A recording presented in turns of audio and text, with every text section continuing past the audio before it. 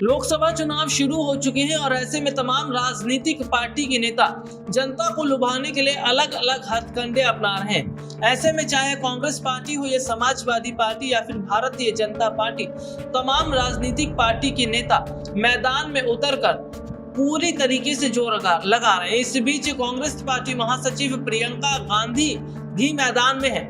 वो अपनी पार्टी के तमाम उन कैंडिडेट के लिए कैंपेन कर रही हैं, उनके लिए प्रचार प्रसार कर रही हैं जो चुनाव में खड़े हैं। इस बीच प्रियंका गांधी का ट्वीट भी सामने आया जिसमें उन्होंने लिखा, परिवर्तन का ये जनसैलाब आने वाले उस कल के लिए है जो भारतवासी की जिंदगी बदलेगा।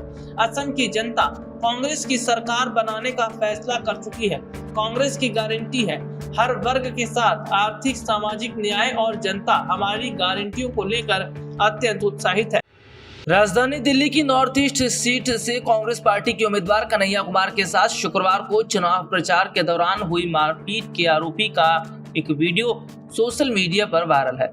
यह वीडियो घटना के ठीक बाद का बताया जा रहा है। इस वीडियो में आरोपी कन्हैया कुमार पर हमले की बात को कबूल कर रहे हैं, साथ ही यह भी बता रहे हैं कि इस घटना के दौरान उन पर भी हमला हुआ और उनका सिर फोड़ दिया गया। वायरल वीडियो में कन्हैया कुमार पर हमला करने वाला युवक कहता दिख रहा है कि हमने देश के टुकड़े करने की बात कहने वाले को सबक सिखा दिया। आरोपी ने वीडियो में कहा कि जिस कन्हैया ने नारे लगाए थे, भारत तेरे टुकड़े होंगे, अफजल तेरे कातिल जिंदा हैं, उन्हें आज चांटे से जवाब दिया गया। चौथे पुस्ते पर रैली थी, वहां मुंह पर शाही फेंक कर जवाब दिया। आरोपी ने आगे कहा, भारत के टुकड़े कोई नहीं कर सकता जब तक हमारे जैसे सनातनी जिंदा हैं। आरोपी का एक और वीडियो वायरल है जिसमें वह अस्पताल में अपना इलाज करा रहा है। वहां से भी एक वीडियो जारी कर उसने कहा कि हमने कन्हैया पर हमला करके ये उदाहरण दिया है कि जो देश के टुकड़े करने की बात कहेगा उसे ऐसे ही सबक सिखाया जाएगा। आरोपी ने कहा कि जो भारतीय सेना का अपमान करेगा उसका यही इलाज होगा। लोकसभा चुनाव शुरू हो चुके हैं, लेकिन राजनीतिक पार्टी के नेताओं की जुबानी जंग भी और धीरे धीरे तेज होती चली जा रही है। सभी राजनीतिक पार्टी के नेता एक दूसरे पर छींटाकशी कर रहे हैं। हाल ही में SC/ST को लेकर जो बयान दिए गए हैं उसको लेकर विपक्ष न सिर्फ मोदी सरकार पर निशाना साध रहा है बल्कि एक वीडियो भी सामने आया जिसमें अमित शाह के बयान को गलत तरीके से दिखाया गया, जिसके बाद उन तमाम विपक्षी पार्टी के नेताओं पर कार्रवाई हुई। ऐसे में अपने दर्शकों को बता दें कि प्रधानमंत्री नरेंद्र मोदी भी सीधे तौर पर बाबा साहब भीमराव अंबेडकर का नाम लेते हुए SC/ST पिछड़ा सभी दलित तमाम सभी लोगों को अपनी तरफ कर रहे हैं और साथ ही वो ये भी कह रहे हैं कि संविधान को अपना धर्म ग्रंथ मानकर उसके प्रति पूरी तरह समर्पित है। उन्होंने जनता से वायदा भी किया है उनकी सरकार बनेगी तो जितने भी पिछड़े वर्ग के लोग हैं उनको आरक्षण भी दिया जाएगा और उनके लिए सरकार आगे स्तर पर भी काम करेगी। लोकसभा चुनाव के 4 चरणों का मतदान पूरा हो गया है और बचे हुए 3 चरणों की वोटिंग के लिए प्रचार अभियान जोरों पर है। दिल्ली में छठे चरण के तहत 25 मई को वोट डाले जाएंगे। इस बार मतदान प्रतिशत बढ़ाने के लिए दिल्ली में चुनाव आयोग ने 85 साल से अधिक की उम्र के बुजुर्ग और दिव्यांग वोटरों के लिए घर से मतदान की व्यवस्था शुरू की। इसी के तहत शुक्रवार को पूर्व प्रधानमंत्री डॉक्टर मनमोहन सिंह और उनकी पत्नी गुरुशरण कौर ने नई दिल्ली लोकसभा सीट के लिए अपने घर से मतदान किया। जिला निर्वाचन कार्यालय के अधिकारियों ने उनके घर जाकर मतदान कराया। यही नहीं, पूर्व उपराष्ट्रपति हामिद अंसारी के घर भी निर्वाचन अधिकारी पहुंचे और उन्होंने भी घर से मतदान किया। दिल्ली के मुख्य निर्वाचन कार्यालय ने सभी 7 संसदीय निर्वाचन क्षेत्रों के लिए 2024 के आम चुनावों में बुजुर्ग नागरिकों और दिव्यांग लोगों के लिए घर पर मतदान सुविधा शुरू करके एक पहल की। आम आदमी पार्टी के नेता संजय सिंह के तेवर इन दिनों कुछ अलग ही नजर आ रहे हैं। जेल से बाहर निकलने के बाद लगातार संजय सिंह मोदी सरकार पर निशाना साध रहे हैं, जमकर बीजेपी को खरी खोटी सुना रहे हैं। हाल ही में संजय सिंह एक सभा में पहुंचे जहां उन्होंने तमाम विपक्षी दलों के नेताओं के सामने न सिर्फ प्रधानमंत्री नरेंद्र मोदी को चुनौती थी बल्कि प्रधानमंत्री नरेंद्र मोदी से कई सवाल भी पूछ डाले। इसके साथ ही संजय सिंह ने कहा कि प्रधानमंत्री नरेंद्र मोदी जितना रोकना चाहे विपक्षी दलों को रोक ले, लेकिन विपक्षी दल रुकने वाला नहीं है और वो मोदी सरकार का सामना करेगा। उन्होंने सीधे तौर पर कहा कि इस लोकसभा चुनाव के नतीजे ही बता देंगे कि जनता किसके साथ है।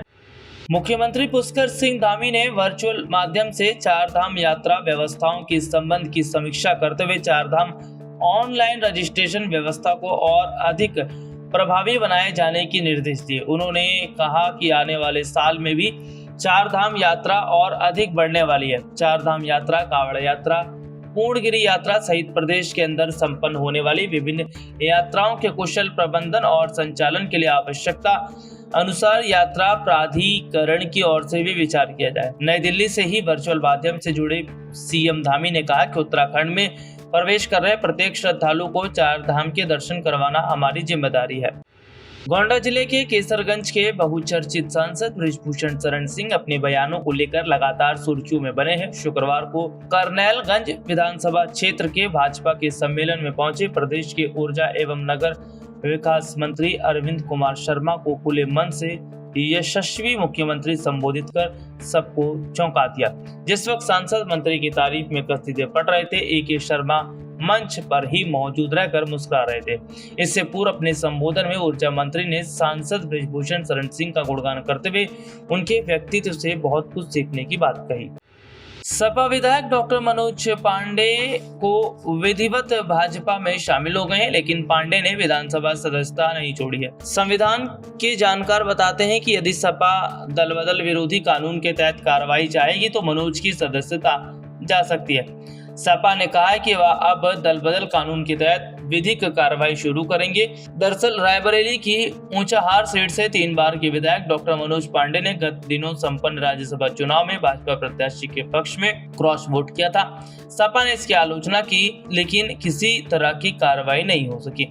इसके बाद पांडे ने अपने बेटे को भाजपा की सदस्यता दिला दी और खुद पर्दे के पीछे से भाजपा की मदद करने लगे। बताया जाता है कि रायबरेली व अमेठी लोकसभा चुनाव में ब्राह्मण मतों की लामबंदी में जुटे केंद्रीय गृह मंत्री अमित शाह इस तरह की मदद से अपेक्षित नतीजों को लेकर संतुष्ट नजर नहीं आए। गत दिनों रायबरेली जनसभा करने पहुंचे शाह ने पांडे के घर पहुंचकर पर्दे के पीछे की सियासत को सार्वजनिक कर दिया।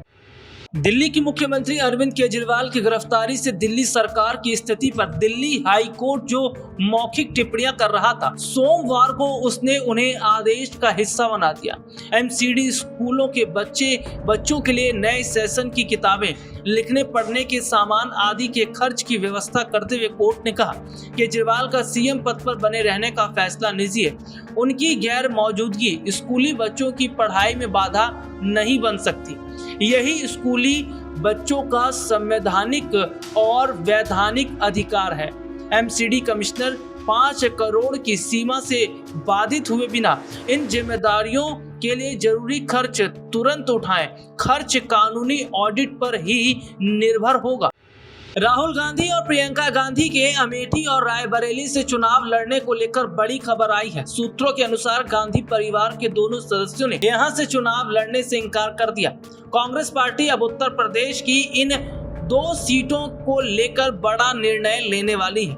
रिपोर्ट्स के मुताबिक राहुल और प्रियंका दोनों ही पारिवारिक गढ़ से चुनाव लड़ने को लेकर अनिच्छुक हैं। दोनों नेताओं ने अमेठी और रायबरेली से चुनाव लड़ने से इनकार किया। इससे पहले दावा किया जा रहा था कि राहुल गांधी 1 मई को अमेठी से नामांकन फाइल कर सकते हैं। वहीं प्रियंका की चर्चा रायबरेली से थी। अमेठी सीट कांग्रेस का गढ़ रही है। 1967 से हुए आम चुनाव में 13 बार कांग्रेस और 2 बार बीजेपी यहां से जीत हासिल कर चुकी है।